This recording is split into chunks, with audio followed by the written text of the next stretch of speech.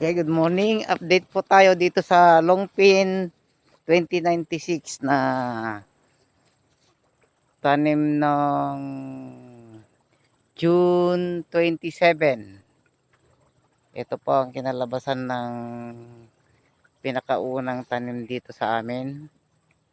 Ayan po, Longpin 2096. Ito po. Yan. Yan po ang bunga niya. Yan po. 2096. Isang puno lang po ito. Tingnan po natin yung isang puno. O, yan po. Yan. Ito sa kabila, 2096 din. Pero ang agwat nila dito, mas nauna ito 27. Tapos ito, basta 1 week maigit ang pagitan nila nung naitanim.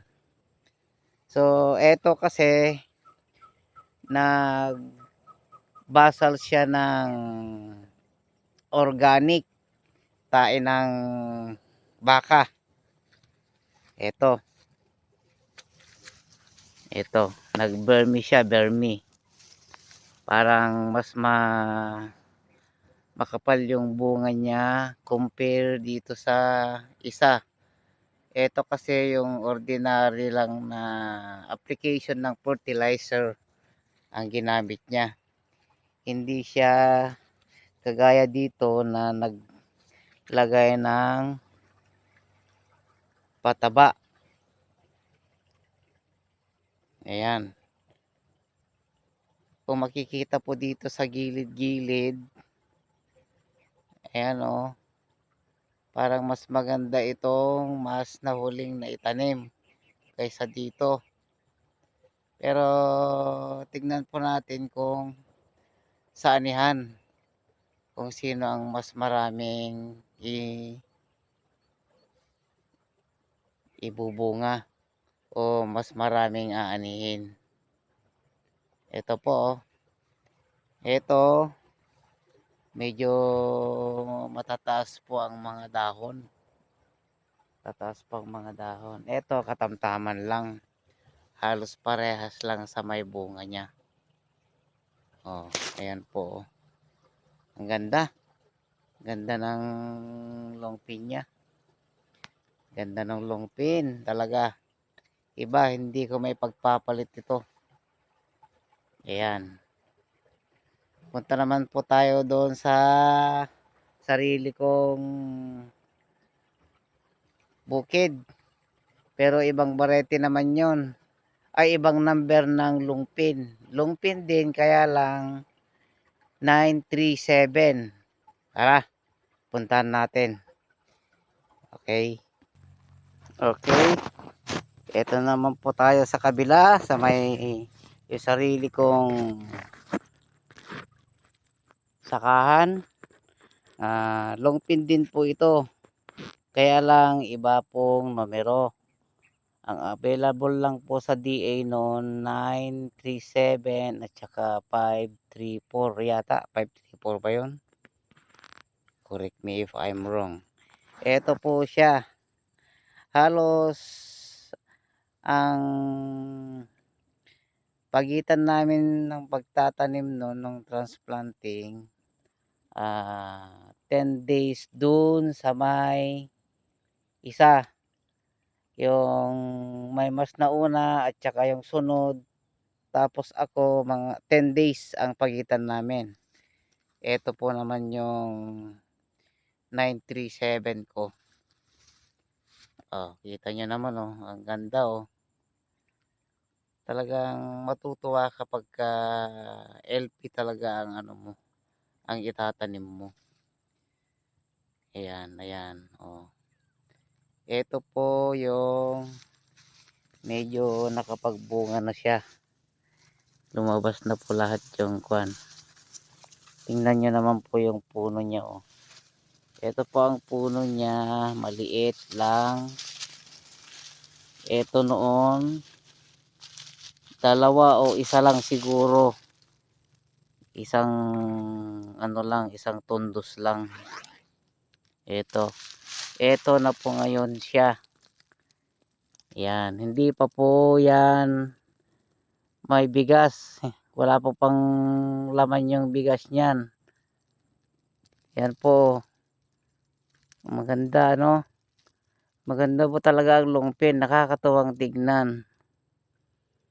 Ito po, ewan ko, hindi ko kasi ma-recall kung ano ang variety yung tinamahan ko dito. Yung 7.9 square meter.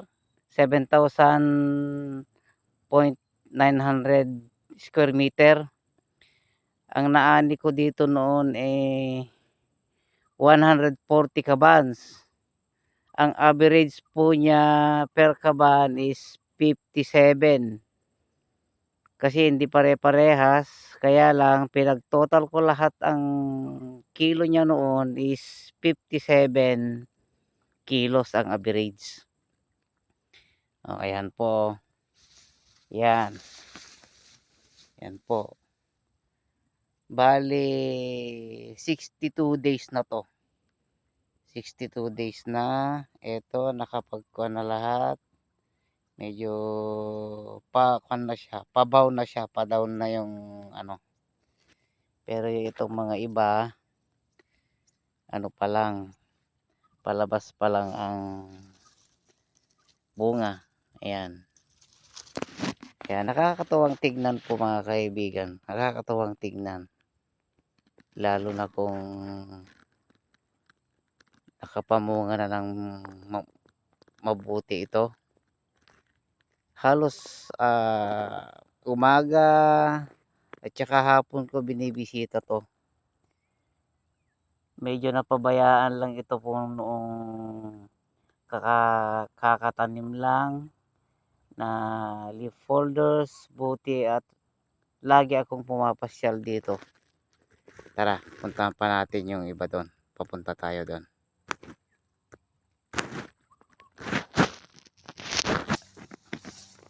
Ay siya nga pala, ito pa pala yung mas nauna sa akin, sabog tanim. Nauna ng 1 week din ito. Ito po ang sabog tanim. Kita nyo po, ayan. May mga damo-damo. Ewan ko kung ilan na yung naiabono niya dito. Ayan. Ito ang kapitbahay ko sa bukid. Kapit bukid ko to. Kapit bukid. Sorry. Tingnan nyo po to, oh. Ayan po, oh. Ewan ko kung ito, halo siguro to. O lungpin din. Ayan, oh. Ang ganda, oh. Kaibigan, oh. Ayan, oh. Oh. 62 days ngayon. Yan. Ang ganda, oh. Ayan, oh. Ayan.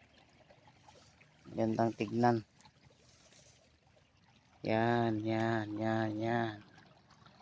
May mga bunga na doon. Gandang tignan. Sarap sa mata pag ganito.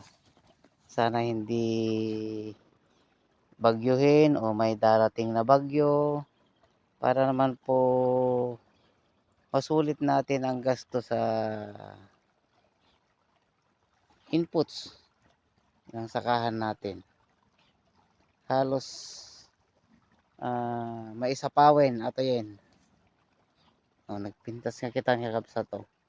Gandang tignan. Ayan. Long pin. 937 po ito. Ayan. Kita mo yung isang tundos lang nung tinanim to. Isang tundos lang. Ito na naging itsura, oh. Daming uhay. Bilangin po natin yung isang puno. 1, 2, 3, 4, 5, 6,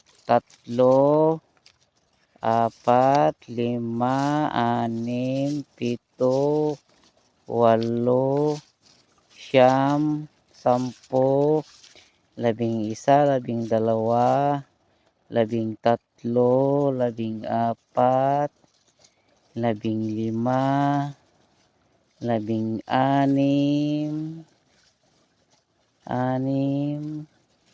16, 17, 18, 19, 20, 21. O, kita nyo naman po, 21 yung isang ano. Tapos yung bigas niya is, ewan ko lang kung ilan yung bigas nito na mapoproduce niya. Yung magiging actual na bigas niya po, yung may laman na. O, kita nyo naman po. Ganito po kaganda. O, eto po, isa po. O, eto pa siguro, may 30 po ito siguro. O, po, 937. Okay, update ko na lang po kayo sa susunod na araw. Bye bye.